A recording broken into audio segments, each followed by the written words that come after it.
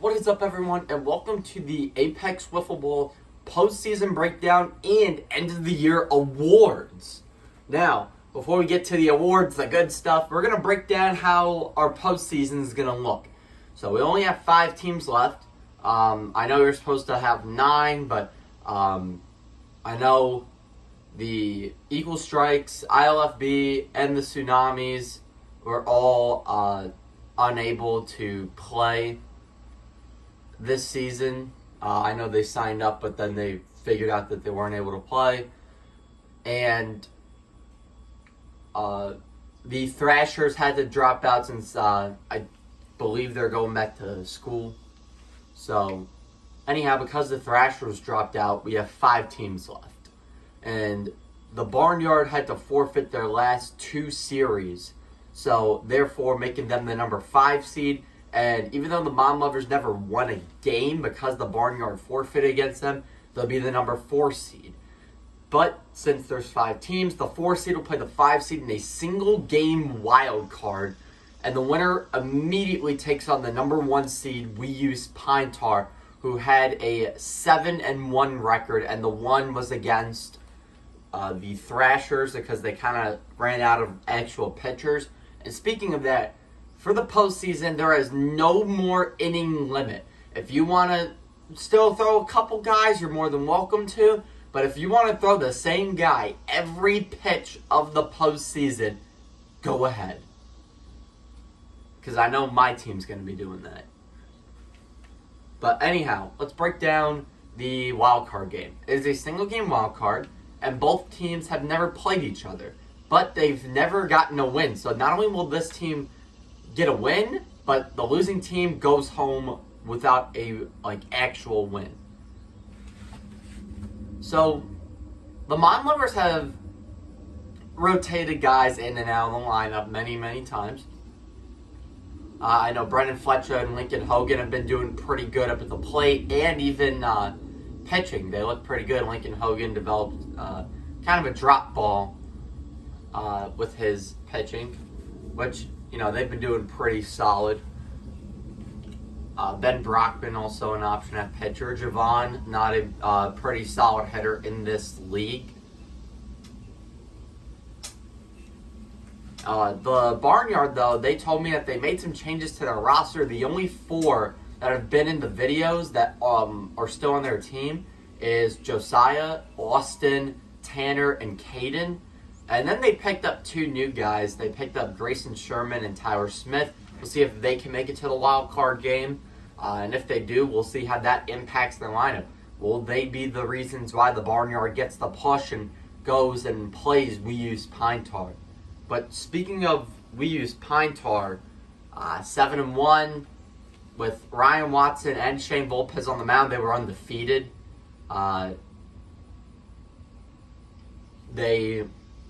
They're dominant. No matter which one they throw on the mound, it's definitely going to bring them to a championship. Their bats, they've been really good all around. Trent Warren, solid with the bat. Jack Litt, I know he started off a little cold, but he's been heating up. Jared DeShazer, great contact hitter. Shane, he can hit for some power. And Ryan, he hits pretty solid as well. He definitely go check out our last game. It was game 1, which, by the way, forgot to announce this as well. My phone battery died, so We Use Pine Tar wound up sweeping the Mom Lovers. But game 1, Ryan hit an absolute missile first pitch he saw right back to the mound. So I would imagine We Use Pine Tar are favorites for the championship. I mean, they swept the Gentlemen, they swept the 919 Punishers. So, interesting stuff. Speaking of that, the Gentlemen, who did sweep the 919 Punishers, will be going up against them again. Honestly, I feel like this series is going to be a lot tighter than the regular season series. Number 1, it is confirmed. The 919 Punishers will be pitching me every pitch of the postseason. So no more number 2 pitchers for us. I would assume the gentlemen are going to do the same thing. Gentlemen looked pretty good. I mean, they got on base a good amount.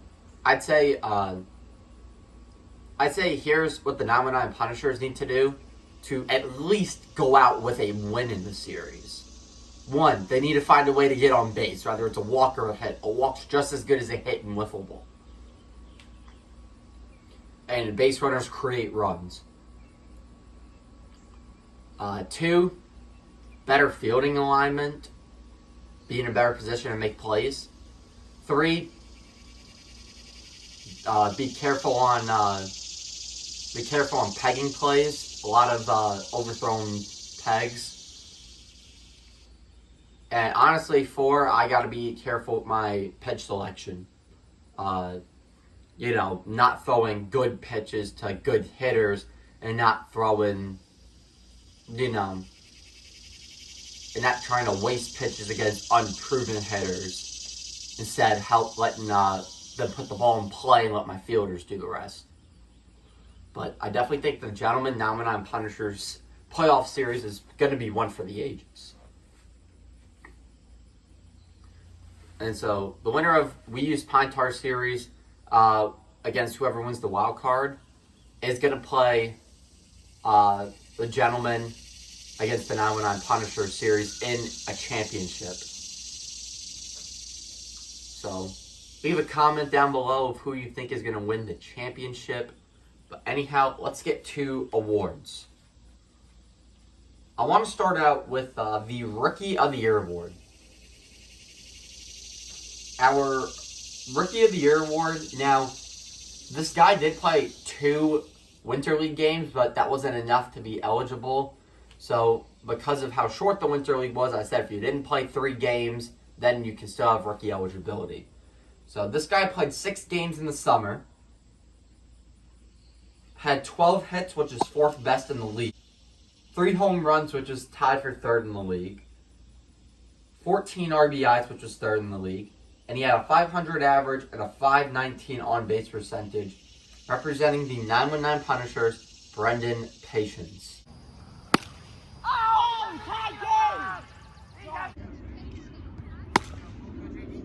That's gone! Oh yeah. High game. Throw me that again. Woo! Woo! We going 3rd. Oh!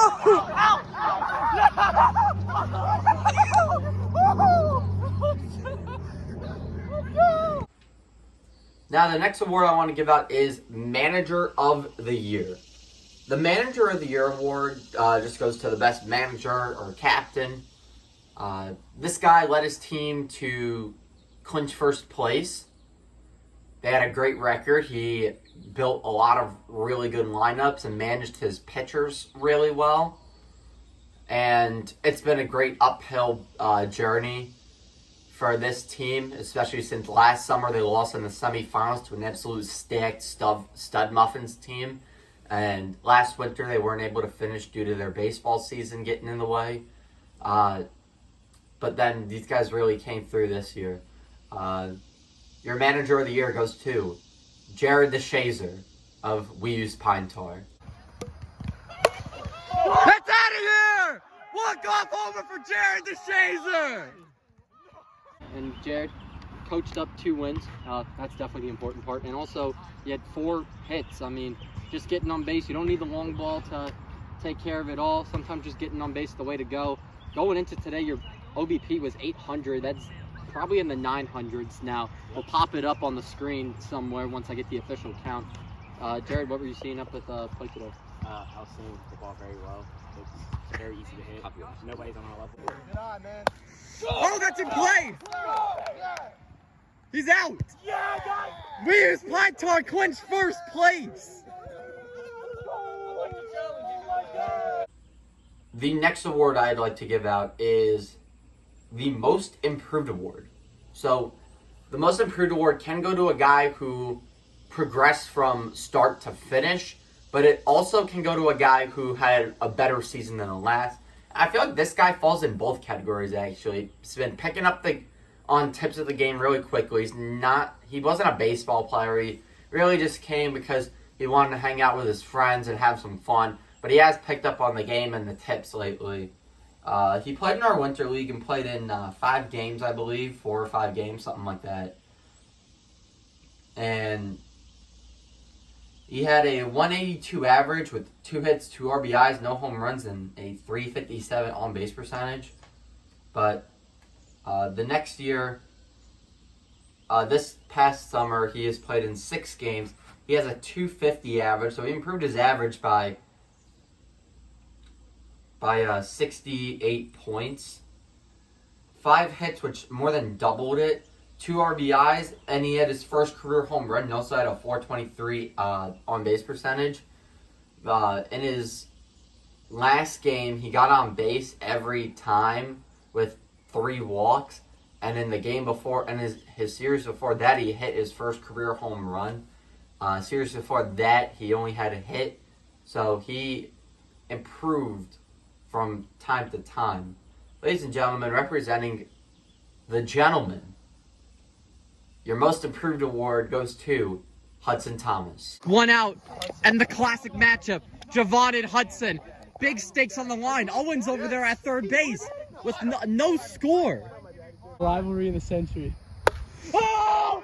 Get out of here! Hudson's first career home run off Javon gets the gentleman at 2-0 lead.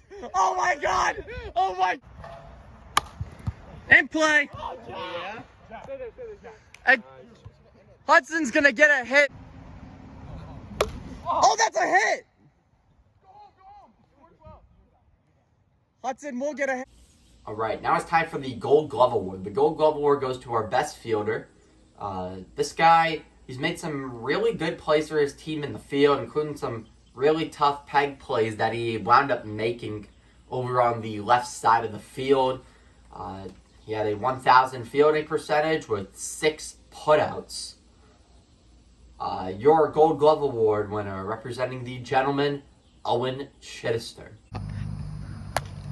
Oh, in play. Owen's gonna make the over-the-shoulder catch for out number 1. Grounder. He's gonna get Jared on the peg. Yup. Oh. That's in play. He's gonna get him at third. Now, I'd like to give out 3 Silver Slugger Awards. We're going to be giving these out to our 3 best hitters. Our first Silver Slugger Award, without a doubt, went to a guy who really didn't even play that many games, but he proved himself. He played in 4 games, had 11 hits, which is 5th in the league, 6 home runs, which led the league, 16 RBIs, which is 2nd place, but only by 1 RBI. He had a 524 average and a 565 on-base percentage, representing the gentleman, Chase Klingman.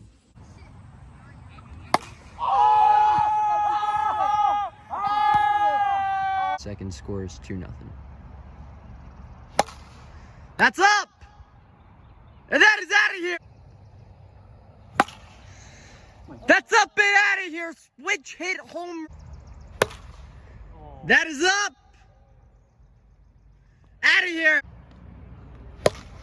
And that's a fair ball. Out of here. And that's gone. Our second Silver Slugger Award is going to go to a guy who played all 8 games. He was tied for the league lead in hits with 19. He had 5 home runs, which was 2nd in the league, 17 RBIs, which led the league, a 514 average, as well as a 571 on-base percentage. That would be Anthony Parada of the 919 Punishers. Oh, yeah.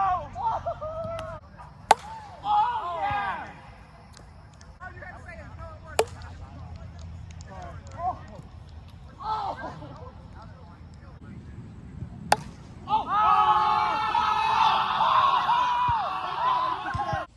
And our final Silver Slugger Award is going to go to a guy who played 6 games. He had 19 hits as well, which was, like I said, tied for first. He only had 1 home run, but he's more of a contact hitter. He had 11 RBIs, which was 4th in the league, But he had a 613 average, which was second in the league, and a 667 on base percentage, which was also second. Ladies and gentlemen, representing the 919 Punishers, Ryder Shaw. See ya. Oh, see ya. And all 4 count. Oh! 3. Peace, 7 yards. Yeah! There we go! And for the first time ever, you're going to have 3 nominees for the Cy Young Award. I'm going to go in alphabetical order so that way there is no giveaway. We have last year's Cy Young Award winner, representing the gentleman, John Kinnair. We have Ryan Watson of We Use Pine Tar. We also have Shane Volpez of We Use Pine Tar. And now here's the voting. Without further ado, your Cy Young Award winner. He made 3 appearances, 2 starts, but got a 3-0 record, had all 3 decisions. He pitched 8.67 innings pitched and gave up 2 runs, which only 1 of them were earned. He had a 0.35 ERA, which led the league, and he had 26 strikeouts, which was second best in the league. And 26 strikeouts is also every out that this guy made. Every out this guy made was a strikeout. He only gave up 4 hits and 6 walks, and he had a 1.154 whip, which was second best in the league. Ladies and gentlemen, you're now 2-time and back-to-back Cy Young Award winner, John Kinnair. Swing and a miss. Strike 3, 2 down. 0-2. Swing and a miss, strike 3. Oh. Swing and a miss, strike 3. Bucket. Strike 3. And that'll be strike. Swing and a hits the kid's my son. Swing and a miss, strike. Yeah. Swing and off the top pipe. Oh!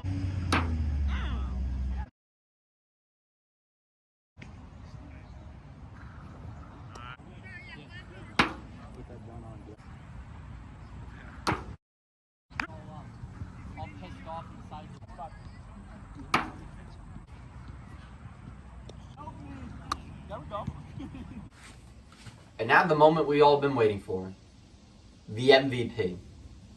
We also have 3 candidates for this one. We have John Kinnair, who I just read you his pitching stats. His hitting stats were also pretty good. He played in 6 games, had 15 hits, which was 3rd in the league. He had 2 homers, which was tied for 5th. He had 7 RBIs, a .536 average, and a .581 on base percentage. We also had Chase Klingman, who I read you his stats earlier since he won Silver Slugger. And we have myself. I read you my hidden stats earlier. My pitching stats was that I made 5 appearances, 4 starts, had a 2-2 record but 1 save. I pitched 12.67 innings pitched, gave up 10 earned runs, a 2.37 ERA, 26 strikeouts, 17 hits, 10 walks, and a 2.132 whip.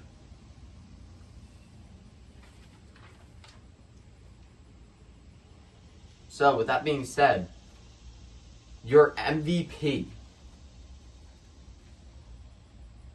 for the first time ever, yet again, 2-time and back-to-back MVP. Congratulations, once again, to John Kinnair. Oh, shit! Yes! And John's first home run of the season into the woods! That'll wrap up our postseason analysis and our end of the season award show.